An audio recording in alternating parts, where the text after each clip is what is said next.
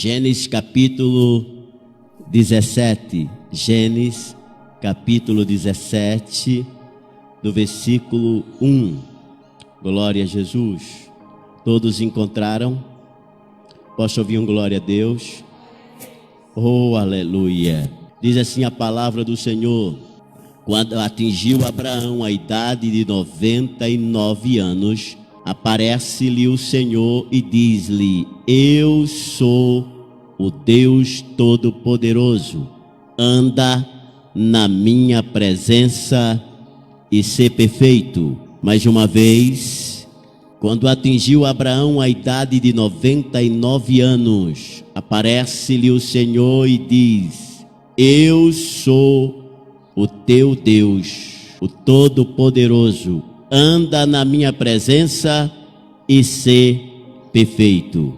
Glória a Deus. Podeis sentar, amados. Querido e amado Deus, nós te agradecemos, Senhor, por mais um dia. Nós te louvamos, Senhor, por estarmos aqui reunidos na tua presença para te louvar, para engrandecer, para exaltar o Senhor na beleza da tua santidade. O Senhor é bom e a sua bondade dura para sempre. Amém, graças a Deus. Queridos, vamos procurarmos nesta palavra de Gênesis. Eu quero que você permaneça com a sua Bíblia para que nós possamos entrar na palavra de Deus. Abraão tinha 99 anos. Olha que Abraão já está atingindo 100 anos, queridos. Quando Deus o chama, quando Deus o convida, a primeira palavra de Deus é dizer para Abraão quando atinge essa idade.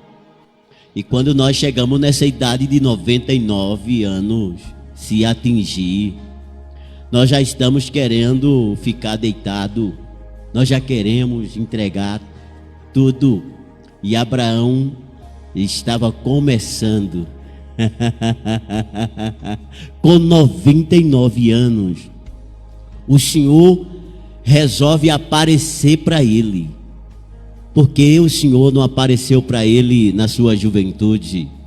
Por que o Senhor não apareceu para ele quando ele ainda estava na sua adolescência? Quem esteve aqui pôde presenciar a pregação da Lívia, ainda adolescente, já pregando com toda a desenvoltura a palavra de Deus. Abraão é chamado depois dos 99 anos. O Senhor resolve aparecer para ele e diz para ele: eu sou o teu Deus, o Todo-Poderoso, anda na minha presença e ser perfeito. Ainda que Deus revelasse para Abraão qual seria o caminho perfeito, porque primeiro ponto é: anda na minha presença e ser perfeito. Então, ainda que o Senhor revelasse para ele qual seria o caminho perfeito, Abraão, logo no primeiro momento, a primeira impressão desse chamado, não tinha noção do que seria andar com Deus, caminhar com Deus. Ele, com seus 99 anos, ele vai ter ainda a experiência com Deus. Ele vai começar a ter uma experiência essa que vai trazer para ele algo muito importante e que vai ser chamado o pai da fé. Veja que tudo está escuro para Abraão, mas tudo começa a se revelar e ficar claro para ele. Isso significa que você não precisa ficar ansioso quando Deus te chama, porque Deus vai, durante toda a sua caminhada, revelar algo que vai te levar a conhecer a Deus sem precisar de você ficar ansioso. Tudo acontece de acordo com o seu querer e de acordo com a sua vontade. Então Abraão começa agora a busca para conhecê-lo. E não só conhecer Mas Abraão está em busca agora das verdades de Deus, pois ele apareceu para ele. E Abraão vai em busca dessas verdades, ou seja, Abraão quer conhecer a perfeição de Deus, a grandeza de Deus. Mas o que é, amado, andar na presença do Senhor? O que é andar na presença do Senhor? Primeiro ponto, ele diz: olha, anda na minha presença e ser perfeito. Anda na minha presença e ser perfeito. Querido, hoje aqui nós estamos reunidos, estamos na presença um do outro. Nós conseguimos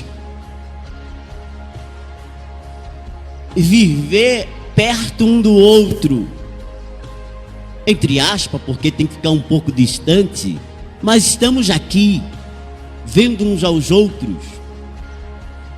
Dentro de casa nós conseguimos conviver também com os filhos, com a esposa, com o esposo, na presença um do outro. Na fábrica nós conseguimos conviver com os amigos de trabalhos. E estamos na presença um do outro, vendo uns aos outros. Veja, querido, que viver pertinho um do outro é até um pouco diferente, porque quando você está sozinho, você consegue expressar tudo aquilo que você quer. Mas na presença um do outro, você não pode querer colocar para fora tudo aquilo que você quer. Porque aí tem a tolerância do outro, respeitar o direito do outro. Nem sempre nós falamos o que queremos quando estamos na presença dos irmãos ou na presença da família. Muita coisa nós ocultamos, muitas coisas nós guardamos, porque o outro não pode saber. Há uma diferença entre estar na presença um do outro e há uma diferença em estar na presença do Eterno, na presença de Deus. Na presença do Senhor nós não conseguimos esconder tudo aquilo que está dentro de nós. Porque nós vamos ler o Salmo 139, vamos ver o que diz do versículo 1 ao versículo 12. Então, reunidos na presença um do outro, ou na nossa casa, vivemos entre família, ou viver na presença de qualquer pessoa, seja ela qual for, nós implicamos muitas das vezes o tipo de comportamento que nós vamos realmente manifestar em nós. Então nós temos que nos policiar para não deixar florar em nós todo tipo de comportamento, porque senão as pessoas vão dizer: essa pessoa é desequilibrada. Não é assim que acontece? E tem pessoa que ele quer manifestar todo tipo de, realmente, tudo aquilo que ele é em casa, ele quer manifestar diante das pessoas. E é por isso que as pessoas falam: essa pessoa é desequilibrada. Ela não serve para viver em conjunto, ela não serve para viver entre os demais. Ela perde a cabeça facilmente. E só não perde o cabelo da cabeça porque senão fica careca, igual eu. Mas veja o que diz o Salmo 139. Senhor, Tu me sonda e me conhece. Sabe quando me assento e quando me levanto. De longe penetra os meus pensamentos. Esquadrinha, que quer dizer examina, esquadrinha o meu andar, o meu deitar, e conhece todos os meus caminhos. Ainda a palavra me não chegou à língua, Ele diz: Tu, Senhor, já conhece toda. Olha que profundidade desta palavra. Deus nos conhece de tal maneira que esse conhecer de Deus para conosco não dá para nos esconder, mesmo que queremos ou que tivéssemos qualquer atitude parecida de tentar se esconder dele, não conseguimos. Olha, de longe, mas muito de longe, o Senhor penetra o meu pensamento. Quando nós falamos dos 3 atributos de Deus, a onipotência de Deus, a onisciência de Deus e a onipresença de Deus, e falamos desses 3 atributos, Deus é Deus em qualquer lugar, no céu ou na terra. Dentro desse poder, dessa soberania, Ele está no céu e está aqui ao mesmo tempo. Você só não vê com os teus olhos carnais, mas Ele está bem pertinho de você. Você está aí sentado, mas Ele está aí pertinho de ti. Aleluia, aleluia. E a única coisa que nós sentimos como homens carnais é a presença dEle. Aleluia, mas Ele está aqui. Não dá para eliminar a existência e o poder de Deus em qualquer lugar ao mesmo tempo, porque Ele é Deus. No céu ou na terra, ou até mesmo no inferno, Ele é Deus. Sabe o que a Bíblia diz? Se eu fizer a minha cama no Seol, Seol quer dizer no inferno, lá Ele está. E agora? Então nós nos conseguimos nos segurar, nos policiar diante das pessoas. E temos que ser assim. Mas diante de Deus, não é para ser feito dessa forma. Diante de Deus, nós temos que ser como uma criança. Diante de Deus, nós temos que falar tudo. Diante de Deus, nós não temos que se esconder. Diante de Deus, nós temos que realmente revelar tudo para Ele, porque Ele quer saber de tudo que passa conosco, e mesmo Ele sabendo de tudo, Ele quer ouvir de você. Aleluia. Ele quer que você, aleluia, se revela para Ele, embora Ele já saiba. Então esse salmo traz uma profundidade, dizendo: de longe penetra os meus pensamentos,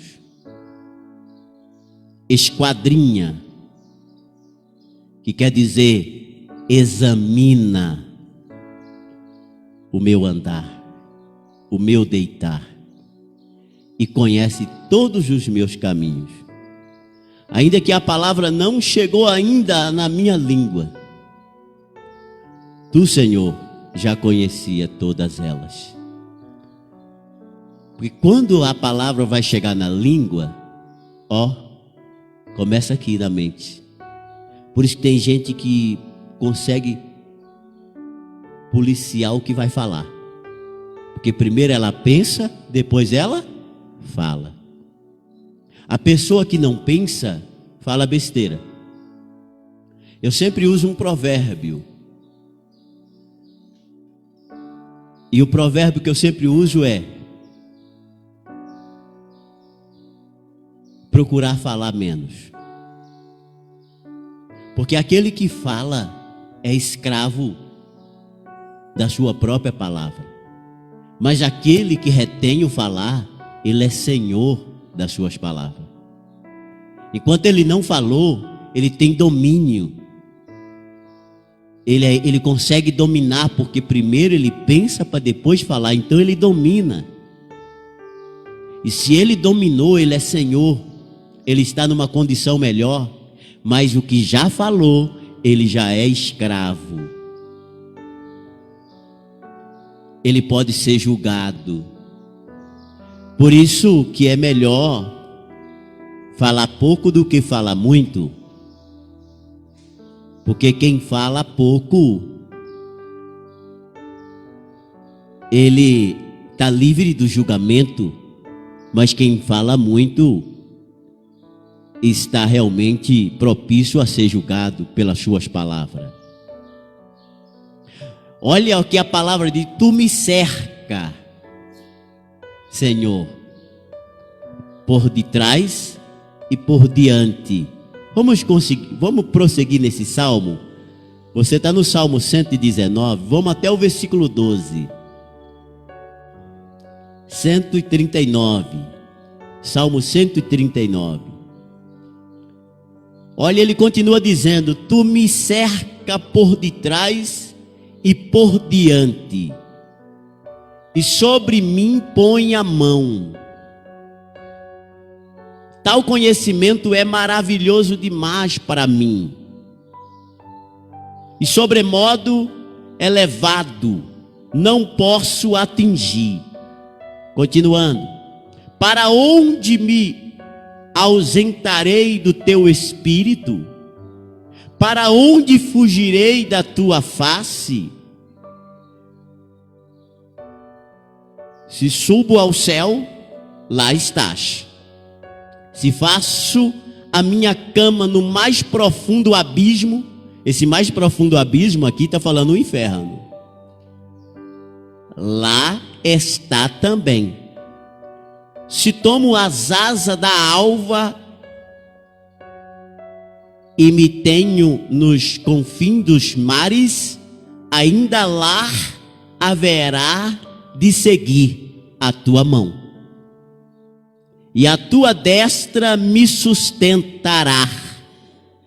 Se eu digo, as trevas com efeito me cobrirão, e a luz ao redor de mim se fará à noite.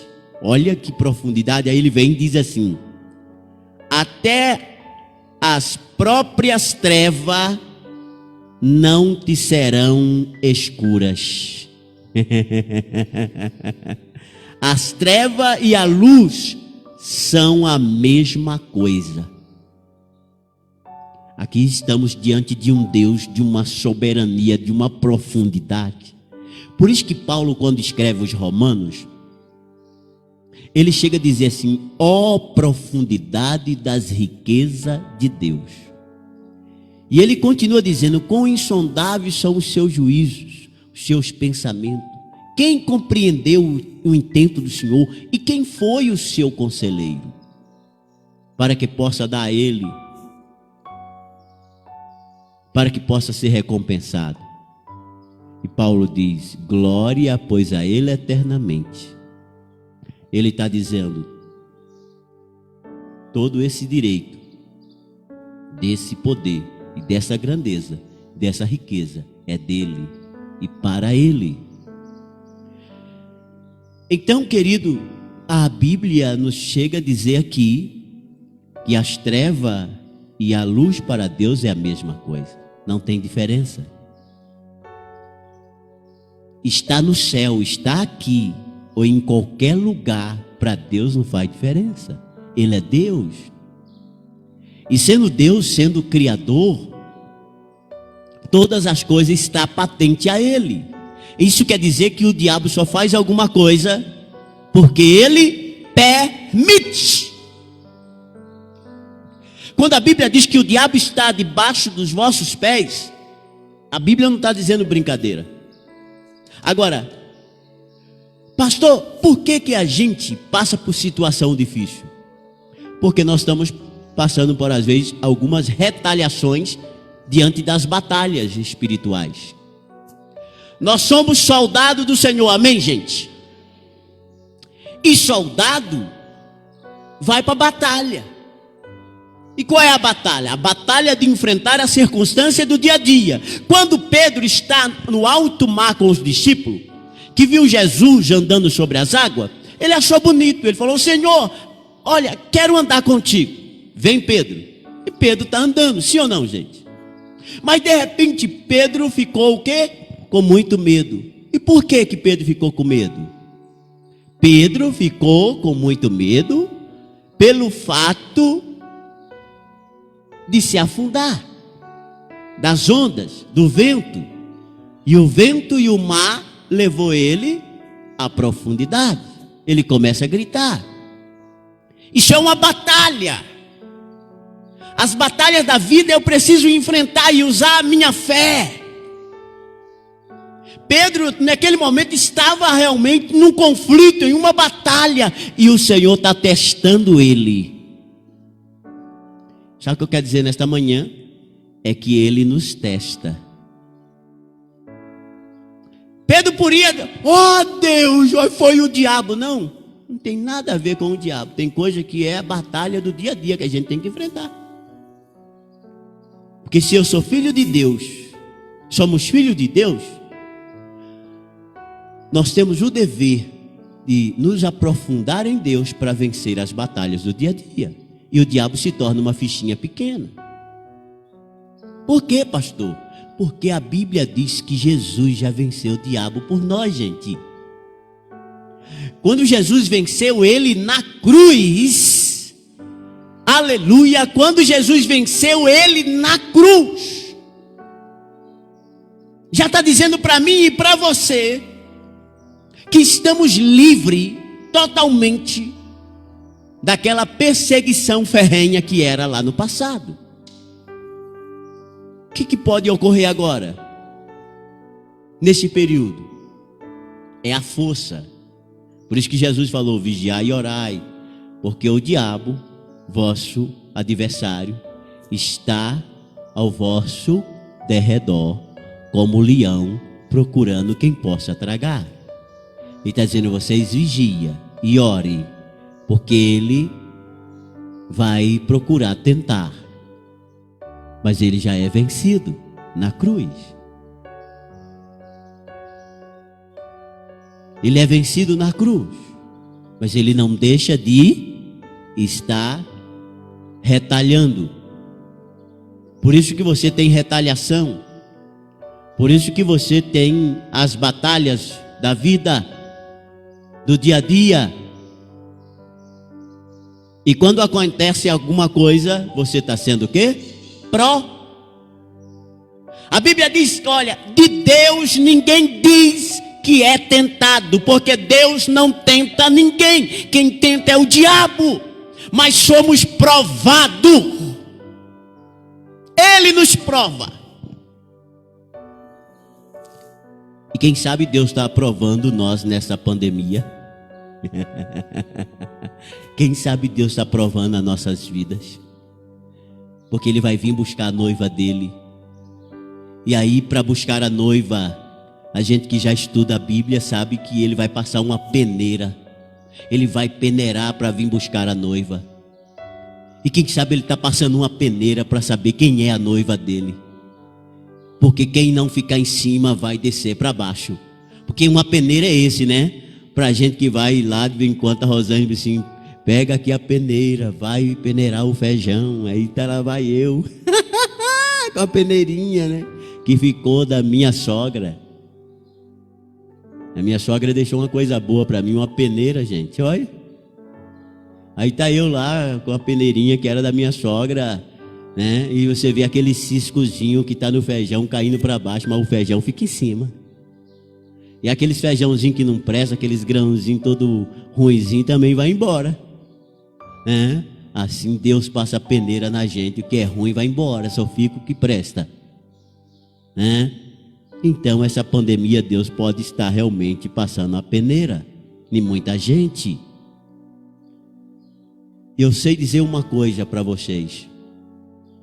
O que tem de crente, gente, eu estou falando no geral. O que tem de crente que desviou, gente. O que tem de crente que não quer voltar mais para a igreja. O que tem de crente, quando você encontra com ele, diz assim, olha, quando passar a pandemia eu vou na igreja. E se ela não passar? Ei, deixa eu dizer uma coisa para você. Vai vir coisas piores do que está acontecendo aí. Se prepara. Vai vir coisa pior do que está acontecendo. Você jamais imaginaria que o mundo pararia. Eu estou hoje vivo e presenciando que nenhuma geração para trás presenciou. Nós estamos presenciando e que muita geração não presenciou. O mundo parou. Só na oração do homem de Deus, né? E parou o sol. Mas nós estamos vivendo um período que o mundo parou. A economia parou. Tudo parou.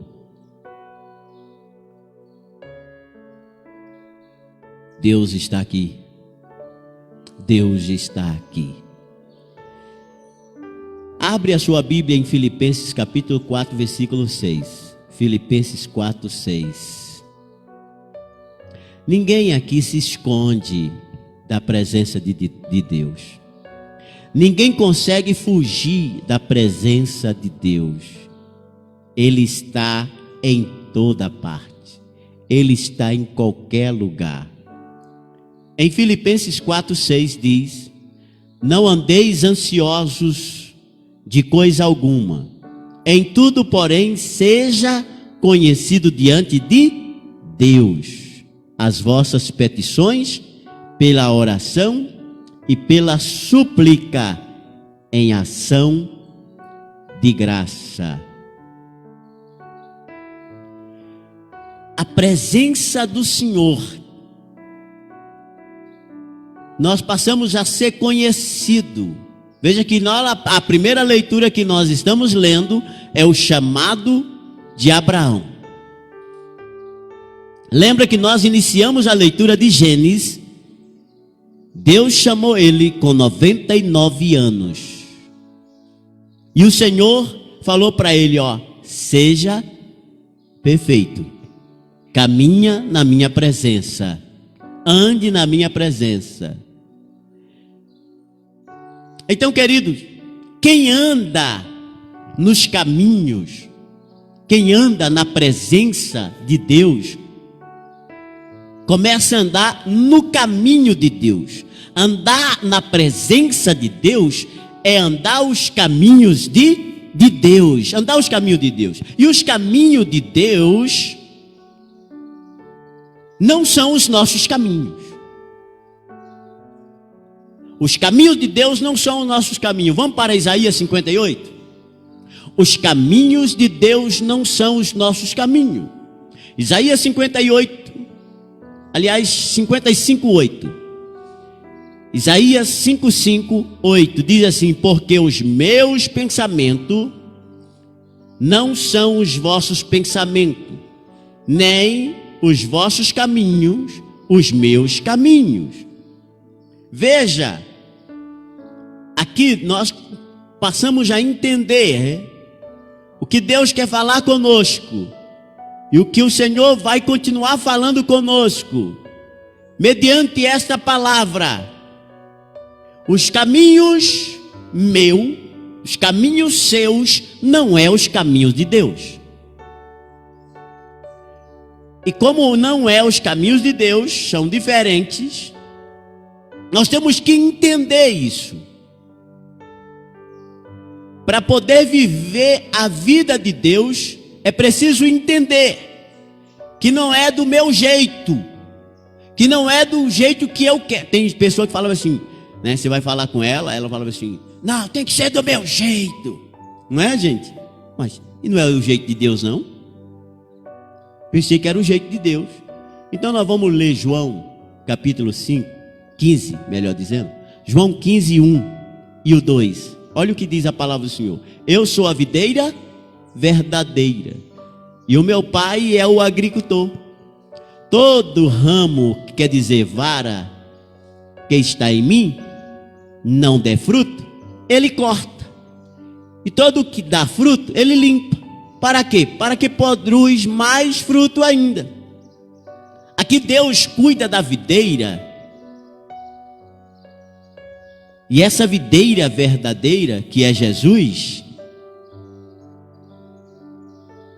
Se você estiver na videira, você está sendo cuidado por quem? Por Deus.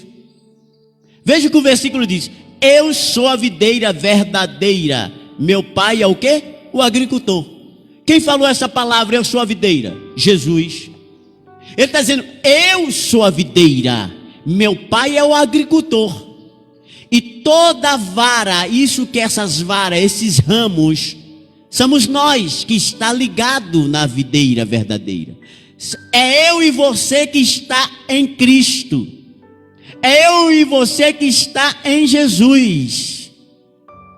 Por isso que ele está dizendo, olha, os seus caminhos não é os meus caminhos. Os seus caminhos não é os meus caminhos. Porque a gente tem essa mania. Não, eu sou o cara, tem que ser do meu jeito. Se for no jeito de Deus é melhor. Porque a videira verdadeira é Jesus e o agricultor é o Pai. E se nós estivermos na videira, o Pai cuida de nós. O que a Bíblia diz? Olha, se estiver na videira verdadeira, é cuidado pelo Pai. Por isso que na oração que vamos orar, temos que ser inteligente para orar. Como é que nós oramos? Como é que nós oramos? A oração começa, Jesus, oh Jesus, faz isso por mim. Não, a oração não começa assim.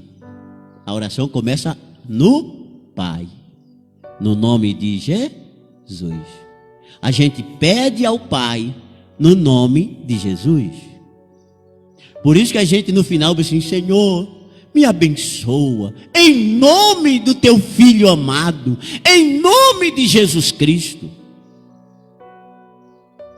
Porque ele é a videira, mas o agricultor é o Pai. Eu sou a videira verdadeira, mas o meu Pai é o agricultor. E toda vara, todo ramo que está em mim e não der fruto, eu corto. Ele corta esse ramo para quê? Para jogar fora de uma vez? Não. Por isso que a gente é precipitado, a gente já quer cortar, já jogar fora, já... Não. Ele corta primeiro para limpar. Ele limpa, ele poda direitinho. Para quê? Diz aqui, ó. E todo para limpar, para que possa produzir mais fruto ainda. Ele quer limpar o ramo, para que esse ramo possa produzir, para que ele possa realmente prestar para alguma coisa, tirar aquilo que incomoda, tirar aquilo que está te destruindo.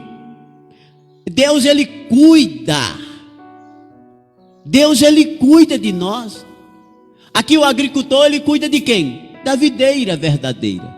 Então, o filho está aos cuidados do Pai. Está sendo cuidado pelo Pai. E nós temos que realmente ser cuidado por Jesus, porque nós estamos ligados nele. É ele que intercede por nós. Quem intercede por nós é Jesus. É ele que é o advogado, que advoga as nossas causas. Porque ele, o agricultor, ele é juiz. Mas o advogado dos advogados, que é Jesus Cristo, está advogando as nossas causas diante do Pai, dizendo, não, Pai, esse eu morri por ele, eu sacrifiquei a minha vida por eles. Porque o Pai, como juiz, ele não olha para o lado misericordioso, porque ele é juiz. Enquanto a gente está lá rasgando as vestes, tem misericórdia, o agricultor está tranquilo.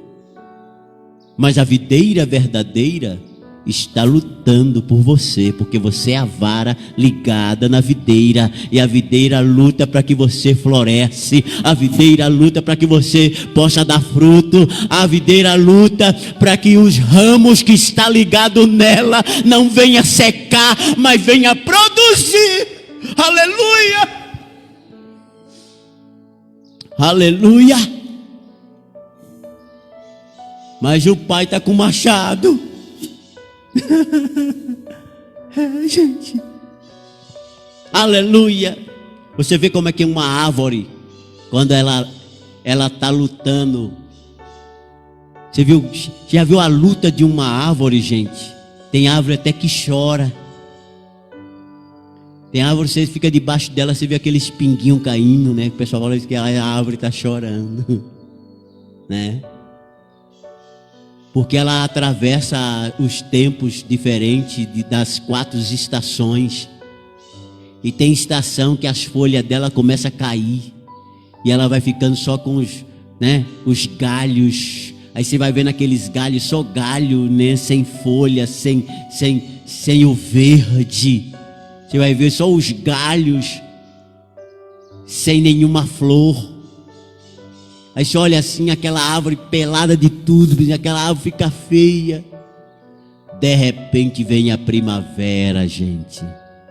E aí aquela árvore fica bonita, fica linda. Você viu o ipê como é que fica?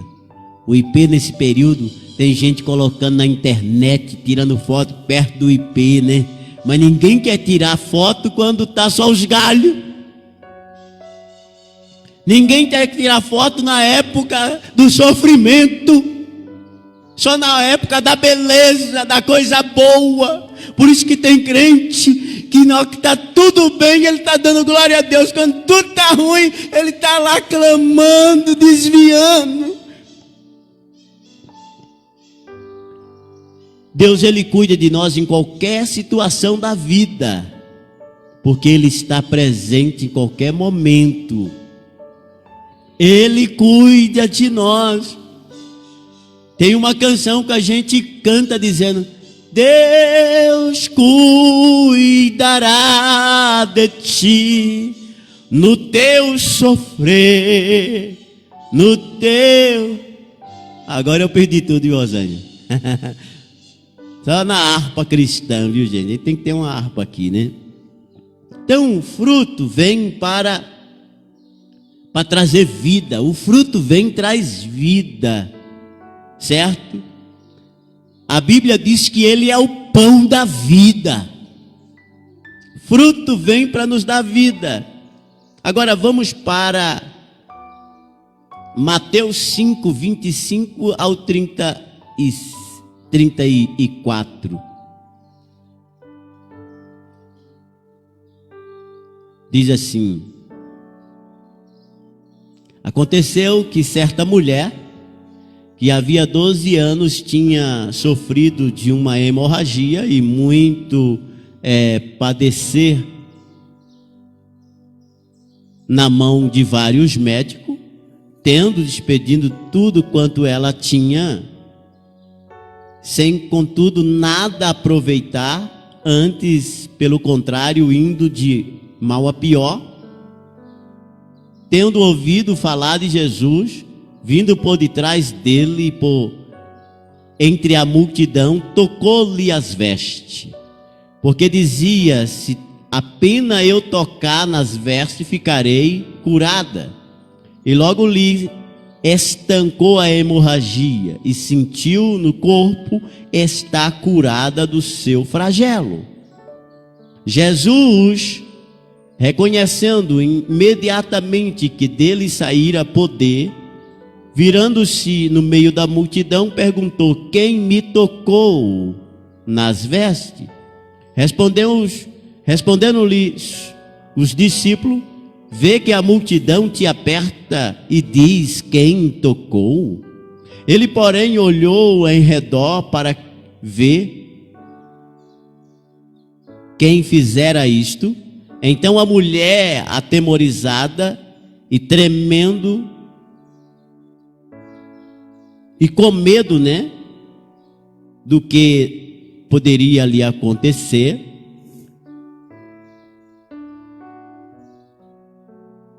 e ele disse: filha, a tua fé te salvou. Vai em paz e fica livre de todo esse mal.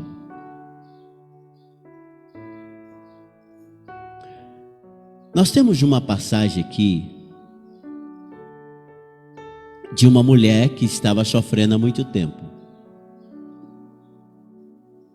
Tudo está baseado no chamado de Abraão. Com 99 anos.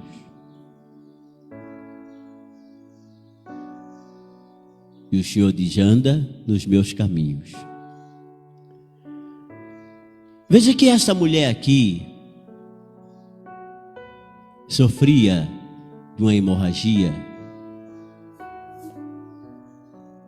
E quando ela, que tinha perdido tudo e não tem mais nada, ouviu falar de Jesus, a videira verdadeira, aquele que dá vida, aquele que te coloca nos caminhos, ela procurou Jesus. E ao procurar Jesus, em meio a toda aquela multidão, ela toca em Jesus. O segredo de quando nós andamos com Deus, o segredo quando nós tocamos em Deus, ela resolve tocar. E ela vai usar o que? A fé. No meio do desespero, ela usa a sua fé. A meio de toda uma situação, ela usa a sua fé. Depois que ela toca e que a virtude sai de Jesus, isso é que é interessante. Jesus tinha virtude e poder. E por que Jesus, ele tinha virtude e poder do Espírito Santo? Veja que depois ele chega a dizer que o Espírito do Senhor é sobre mim. Então ele tinha virtude e poder. Quando ela toca, imediatamente Jesus sentiu a virtude saindo dele. Ele sente o toque, não da multidão, mas o toque da mulher enferma. Porque a enfermidade dela provocou, naquele momento de toque, o sair da virtude do corpo de Jesus. Por isso que ela fica curada. Por isso que ela recebe o milagre. E Jesus diz: o toque foi diferente. Não é o toque da multidão que está do lado, não. É um toque diferente. É um toque que saiu virtude. Aleluia. A virtude do Espírito Santo. Gente, quando a gente está cheio de virtude, cheio do Espírito Santo, oh aleluia. Se alguém tocar em nós, quando você está cheio, mais cheio, já vi pessoas tocar numa pessoa cheio e começar a falar em língua também. Eu estava quietinho, mas tocou, já viu, o fogo começou a pegar. Virtude já passou para o outro. Quer dizer, um vai passando para o outro.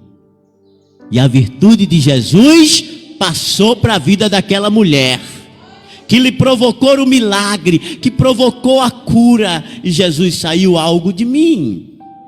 Saiu algo de mim, eu senti. A mulher depois tem que falar.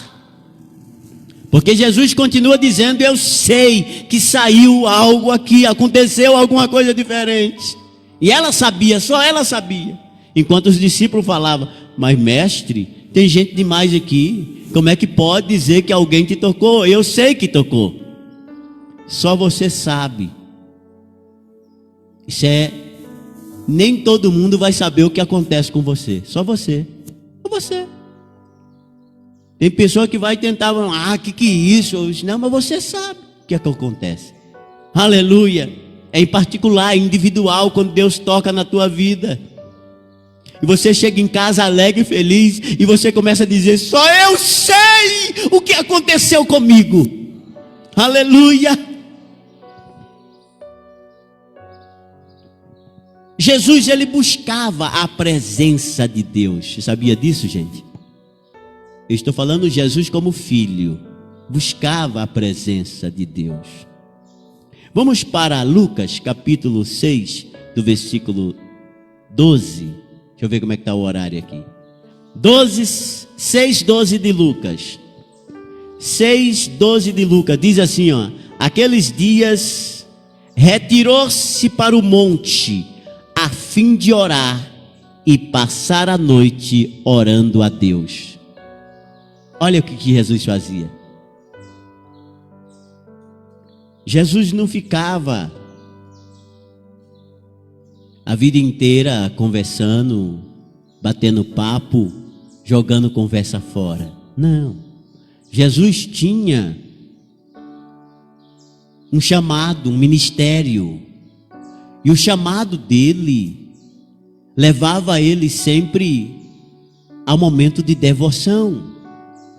E essa devoção de Jesus aqui, de Lucas 6:12, leva ele a retirar-se e vai para o monte. Imagina você ver, Jesus se retira, vai sozinho para um lugar bem distante, ele sobe o monte, a fim de quê? De orar.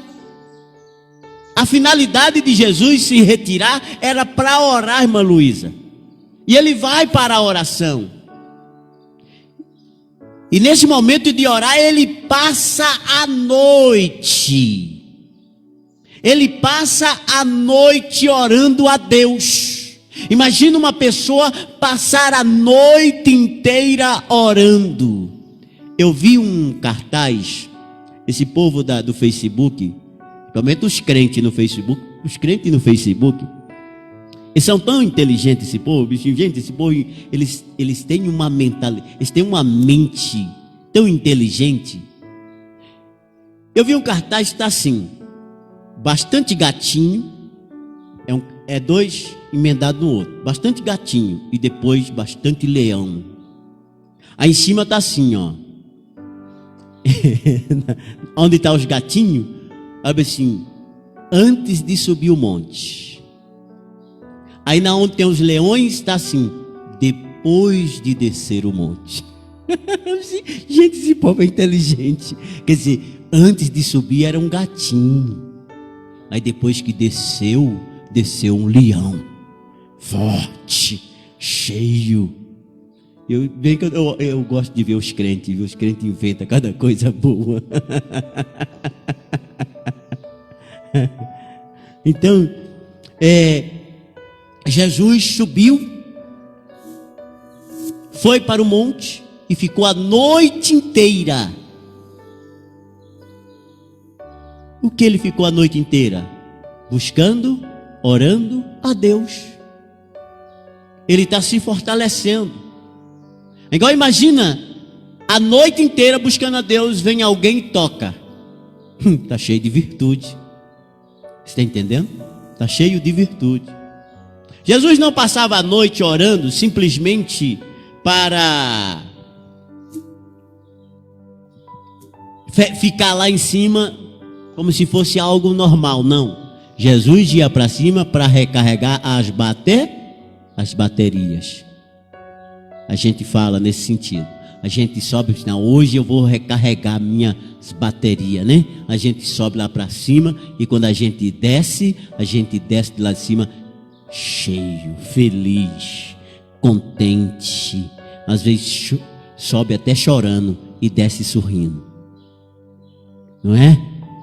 Sobe preocupado e desce sem nenhuma preocupação. Glória a Deus. Porque quando ele fala para Abraão, vamos lá no começo novamente, que a gente iniciou Abraão. Ele disse assim: anda na minha presença. Andar na presença é estar buscando ser perfeito. Ande na minha presença. E como andar na presença? Procurando conhecer a Deus. Como eu vou conhecer a Deus? Tendo intimidade com Ele, no meu relacionamento com o Eterno. Como que eu consegui conhecer a Rosângela? E relacionando com ela. vivendo do dia a dia, do lado a lado dela. Eu conheço os defeitos todinho dela. E as virtudes também. Conheço. Conheço a hora que ela está brava e conheço a hora que ela está feliz. A hora que está brava, eu deixo ela tranquila. Eu já conheço. A hora que ela está feliz, aí eu fico brincando com ela. A hora que ela está brava, eu procuro não brincar. Quer dizer, eu tenho intimidade por causa da convivência de anos com ela. É assim que nós vamos conhecer a Deus. É tendo intimidade com Deus. Essa intimidade de relacionar com Deus, nós passamos a conhecer e ser conhecido dele. Aleluia! E ser conhecidos de Deus. Enoque andou com Deus. Enoque viveu com Deus. Enoque caminhou com Deus. Enoque se relacionou com Deus. Ele tem uma vida de intimidade. Enoque conhecia Deus na sua profundidade. Nós também podemos, quando ele falou para Abraão, e Abraão, olha, estou aqui, Senhor, anda na minha presença e ser perfeito. Isso quer dizer, anda comigo. É possível andar com Deus. É possível caminhar com Deus. É assim, Jesus se viu na necessidade, aqui de Lucas capítulo 6, 12, de subir o monte e passar a noite orando a Deus. Porque Jesus conhecia Deus, mas sabia que era preciso viver um relacionamento de intimidade constante com Deus. Conhecer a Deus nos leva a manter essa vida com Deus. Pois bem, amados, nós vimos aqui que passar a noite com Deus é recarregar as baterias. Amém? Para passar a noite com Deus é até diferente de um velório, sabia disso?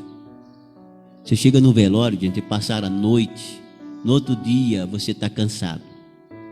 Agora, passa a noite orando a Deus. No outro dia você está tão leve, tão forte. Parece que, mas você não dormiu. E você vai, você quando começa a raciocinar, você percebe que você dormiu 2 dias, você descansou. Enquanto num velório é bom também, porque a Bíblia diz que é num velório que a gente passa a ter experiências da vida. É melhor estar num velório do que estar numa festa, a Bíblia diz. E o que faz de acontecimento de milagre?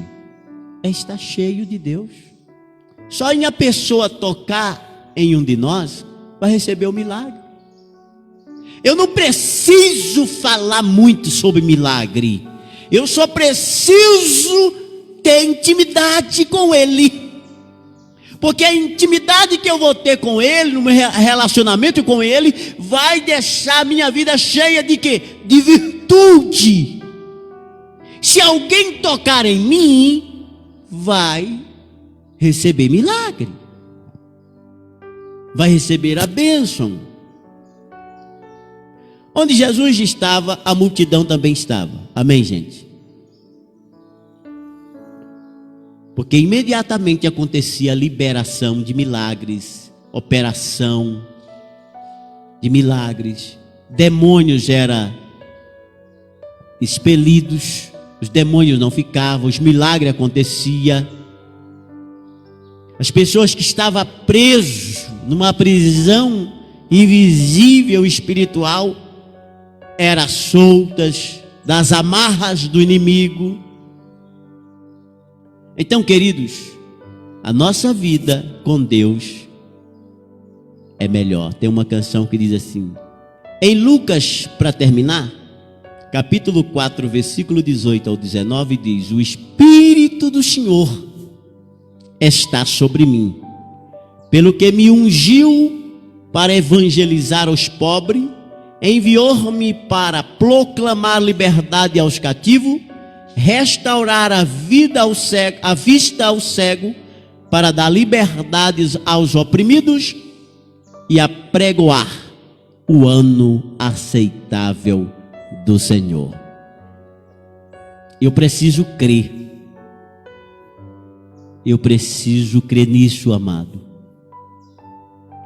Eu não preciso sentir a presença de Deus comigo. Não preciso sentir. Você não precisa sentir a presença de Deus contigo. Porque Ele, Deus, o próprio Deus, é a presença viva dentro de nós. Então, quando você vive, para finalizar, para você entender essa mensagem de hoje, quando você vive os caminhos do Senhor, quando você tem relacionamento com Deus, quando você vive na presença do Senhor, você não vive de sentimento, você não precisa sentir, Ele já está em você. Está entendendo? Ele já vive a vida de Deus. Você tem intimidade, você passa momentos com Ele e Ele com você. Então, se aquelas pessoas, hoje eu não senti. Gente, olha que besteira. Como é que foi o culto, irmão? Hoje eu fui no culto, mas eu não senti a presença. Se é a presença dele quem tem que estar dentro de mim, eu não preciso sentir, eu preciso viver para ele, ele para comigo. É intimidade entre eu e Deus. Quando a Bíblia diz Enoque andou com Deus, ele não viveu de sentimento, ele viveu a vida de Deus. Agora, quem vive de sentimento é que precisa tocar em nós para sentir. Quem vive de sentimento é precisa tocar. É quando toca, saiu virtude. Senti alguma coisa saindo de mim. Aí você vai sentir saindo de você. Você já está com a graça, você já está com a bênção de Deus. Você vai sentir saindo de você e não ter que sentir a presença do Senhor, sendo que essa presença tem que estar dentro de você, tem que estar na sua vida. Então nós não vivemos de sentimento. Por isso que eu sempre ensino dizendo, olha, você não precisa sentir para falar em língua. Não, é um dom que Deus te deu. Eu não falei em língua hoje porque eu não senti. Não, gente, é um dom dado. Eu falo a hora que eu quiser. E a hora que eu não quero, eu não falo. Paulo ensina sobre isso. Paulo até ensina que o falar em língua, ele até diz no final que é bom que todos falem. Ele chega a dizer que é bom que todo mundo fale, porque a língua edifica a si próprio. Só quem está falando que edifica. Porque quando eu falo em línguas, eu sinto algo tão forte edificando. Você vai sentindo o edificar quando você fala. Mas quem está do teu lado, a menos que tenha um intérprete. Se não tem, se tem só um só falando, é melhor que cala. É o que diz a Bíblia. Por isso que ele fala no final assim, seria melhor que todos falassem, que todo mundo se edifica. Amém? Naquele momento que você está tomando o café da manhã, você percebe que Deus está com você no café. A gente até diz assim, bom dia Espírito Santo, porque você está vivendo vida de intimidade, você não está vivendo de sentimento, está vivendo vida com Deus, vida com Deus. Quando ele falou para Abraão, no chamado, olha Abraão, você vai viver comigo e vai ser perfeito, você vai andar comigo e vai ser perfeito, aleluia.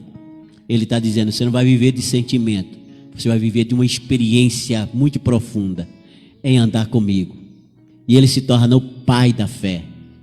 Imagina se ele fosse igual aqueles crentes, né? Abraão fosse igual aqueles crentes. Hoje eu não senti. Como que ele seria o pai da fé, né?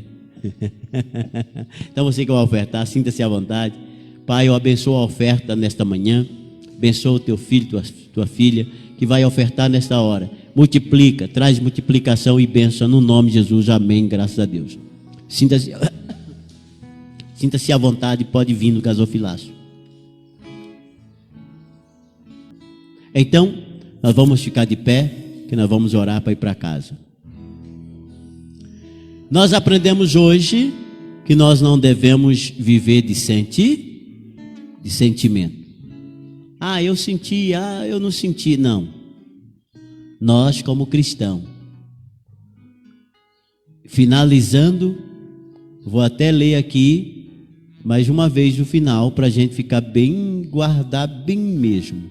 Gênesis 17:1. E disse, olha o que ele disse: quando atingiu Abraão a idade de 99 anos, apareceu o Senhor e lhe disse: eu sou o Deus Todo-Poderoso, anda na minha presença e ser perfeito.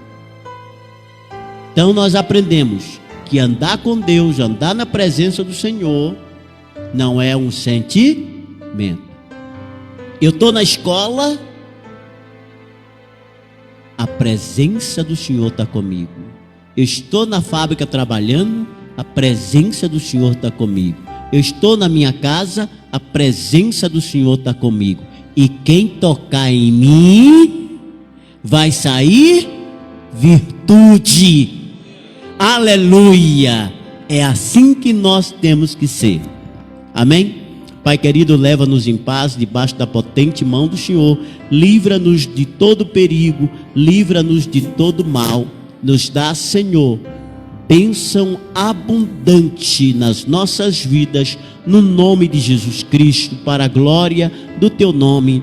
Amém e graças a Deus. Que a graça de nosso Senhor Jesus Cristo, o amor de Deus, a comunhão e a consolação do Espírito Santo seja com todos dizem. Que Deus abençoe, vai na paz do Senhor.